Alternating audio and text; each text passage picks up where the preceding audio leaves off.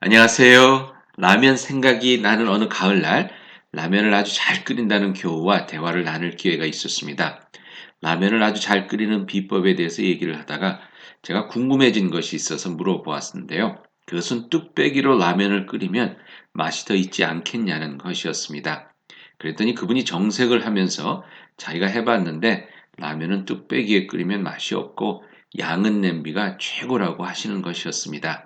그때 든 생각은 그래 뚝배기는 뚝배기대로 양은 냄비는 양은 냄비대로 다 쓸모가 있구나 하는 것이었습니다.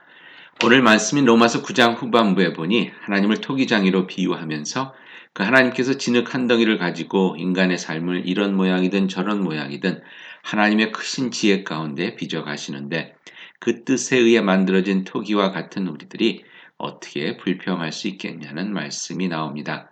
하나님께서 다 그분의 계획대로 쓰시고자 뚝배기로 만든 인생도 있고 양은 냄비로 만든 인생도 있는데 바로 한 치 앞도 내다보지 못하는 피조물인 우리가 창조자이신 하나님의 무한하신 지혜를 뛰어넘는 그런 판단은 할 수 없다는 것이죠. 물론 오늘 본문은 이보다는 조금 더 깊은 내용을 다루고 있습니다. 즉 하나님께서 한 사람은 구원받지 못할 인생으로 만드시고 그 옆에 다른 사람은 구원받을 수 있는 삶으로 만드셨다고 한들 구원받지 못할 인생으로 만들어진 자가 불평을 할 수 있겠냐는 것입니다. 우리 생각에는 당연히 불평하고 당연히 항의를 하고 촛불 집회라도 해야 할 것 같은 생각이 들지만 사도 바울은 하나님의 높으신 뜻에 순종하는 것이 중요하다는 쪽으로 말씀을 이어갑니다. 그 이유는 하나님은 자비로우신 분이시기 때문입니다.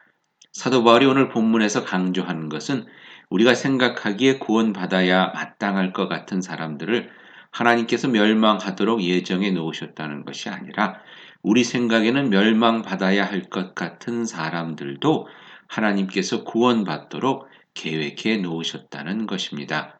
즉 하나님께서 그렇게나마 예정해 놓으시지 않았다면 누가 구원을 받을 수 있겠냐는 것이죠. 다시 말하면 하나님께서 크신 은혜로 잘 봐주시기로 미리 마음을 먹지 않으셨다면 구원받을 수 있는 사람이 누가 있겠냐는 것입니다. 어떻게 생각하면 하나님의 은혜는 잘 봐주시기로 미리 결단하신 하나님의 마음을 나타내는 것이라 할 수 있겠습니다. 즉, 자, 이건 평생 가지고 있어야겠구나 라고 마음 먹어 주셨기에 찌그러진 양은 냄비도 이가 빠진 뚝배기도 하나님 나라 천장 한 구석에 자리를 펴고 있을 수 있는 것 아니겠습니까? 오늘 본문 마지막 절인 29절에서 사도 바울은 이사야서 1장 9절의 말씀을 인용해 만약에 하나님께서 구원받도록 예정해 놓으시지 않으셨다면 우리는 모두 소돔과 고무라 같이 다 망해버렸을 것이라고 결론을 내립니다. 그러고 보니 우리가 오늘을 살 수 있는 것도 하나님의 자비하심 가운데 귀한 생명의 삶을 살도록 하나님께서 불러주셨기 때문인 것을 깨닫습니다. 이렇듯 귀한 삶을 살도록 부름받은 우리들, 무엇보다도 하나님의 자비와 은혜를 감사함 가운데 순종의 삶을 살 수 있기를 바랍니다. 기도하시겠습니다. 오늘도 하나님의 깊은 섭리와 은혜 가운데 새날을 맞게 되었음을 고백합니다. 주님의 그 크신 은혜를 다는 아니더라도 그야말로 조금만이라도 제대로 느끼고 살 수 있기를 기도합니다. 큰 바다 같은 은혜 다는 보지 못하더라도 저희 눈길 닿는 수평선까지만이라도 제대로 볼 수 있으면 좋을 것 같은데 하나님의 은혜를 향한 맑은 깨달음이 있기를 예수님의 이름으로 기도하옵나이다. 아멘. 은혜의 빛으로 밝은 하루 되길 축복합니다.